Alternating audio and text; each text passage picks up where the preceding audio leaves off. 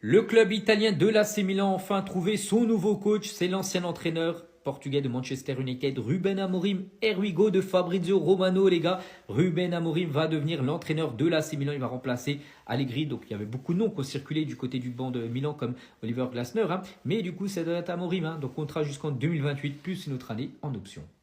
On va parler cette fois-ci de l'attaquant sénégalais Iliman Ndiaye, donc qui joue du côté d'Everton, et Arsenal suit de très près la situation du joueur. Donc Manchester United et Manchester City sont également annoncés sur le dossier, tandis qu'Everton garde la main avec un contrat jusqu'en juin 2029 concernant Iliman Ndiaye.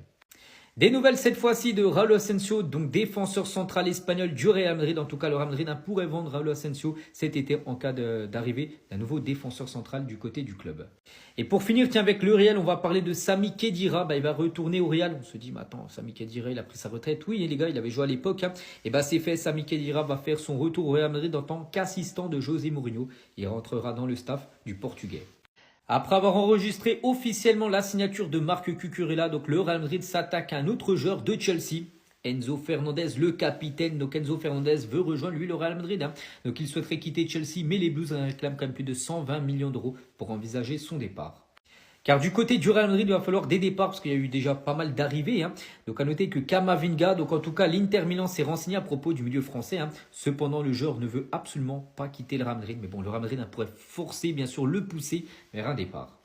On va parler cette fois-ci de l'Atlético Madrid qui cherche toujours à recruter Alejandro Grimaldo. À noter que l'Atlético était sur Marc Cucurella, du coup il a rejoint l'autre Madrid. Le Real, du coup, leur faut un nouveau défenseur gauche du côté des Colchoneros et cible le joueur du Bayer Leverkusen. Et on finit aujourd'hui avec l'entraîneur de Lens pour l'instant, Pierre Sage, les gars. Donc ça y est, accord trouvé entre Pierre Sage et Crystal Palace pour un contrat de 3 ans, plus une autre année en option. Donc salaire multiplié par 4 par rapport à ce qu'il touchait avant. Donc le Racing Club de Lens devrait récupérer 5 millions d'euros en laissant filer bien sûr Pierre Sage. Et à noter que l'entraîneur français aura même pu coacher une équipe saoudienne. Il aura touché encore plus d'argent que ce qu'il va toucher du côté de Palace. Donc Pierre Sage a dit non à un grand club saoudien pour signer à Palace.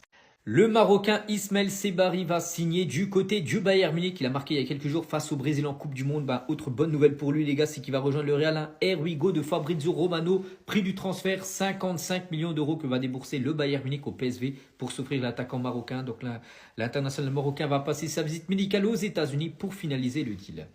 On va parler d'un autre transfert également qui pourrait être finalisé là très prochainement. C'est le transfert d'Ansu Fati du côté de Monaco. Donc vous dites, mais il jouait déjà à Monaco, oui, mais il était prêté par le Barça. Donc Jorge Mendes, son agent, va se rendre à Barcelone là dans les futures heures, les gars, pour finaliser le transfert d'Ansu Fati à Monaco.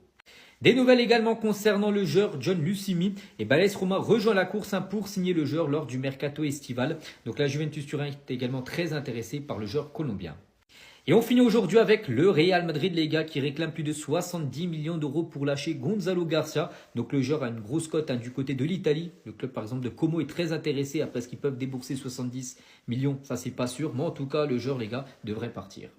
Les transferts officiels du lundi 15 juin, c'est parti les gars. On commence tout d'abord avec le défenseur gauche espagnol Marc Cucurella, c'est officiel. Il s'engage du côté du Real Madrid, à noter qu'il jouait du côté de Chelsea, à noter que ce joueur a été formé au FC Barcelone. Et il signe au Real, le latéral gauche espagnol s'engage jusqu'en 2032. Prix du transfert 55 millions d'euros plus 5 millions de bonus. Et du côté du Real, vraiment, ce début de mercato est une folie totale. Donc Mourinho, c'est officiel. Cucurella, c'est officiel. Et il y a 3 autres joueurs où on attend bien sûr l'annonce officielle. Ça pourrait intervenir bien sûr cette semaine. Autre info officielle, ça concerne également un latéral espagnol. Donc c'est Pedro Porro. Donc c'est officiel. Lui signe un nouveau contrat longue durée avec Tottenham. Donc il prolonge jusqu'en 2031. On va parler cette fois-ci d'un coach, Yaya Touré, ancien joueur du Barça, même de Manchester City. Donc il a passé ses diplômes d'entraîneur et ça y est, Yaya Touré est le nouvel entraîneur du Slovan Bratislava. Il débute sa carrière en tant qu'entraîneur principal.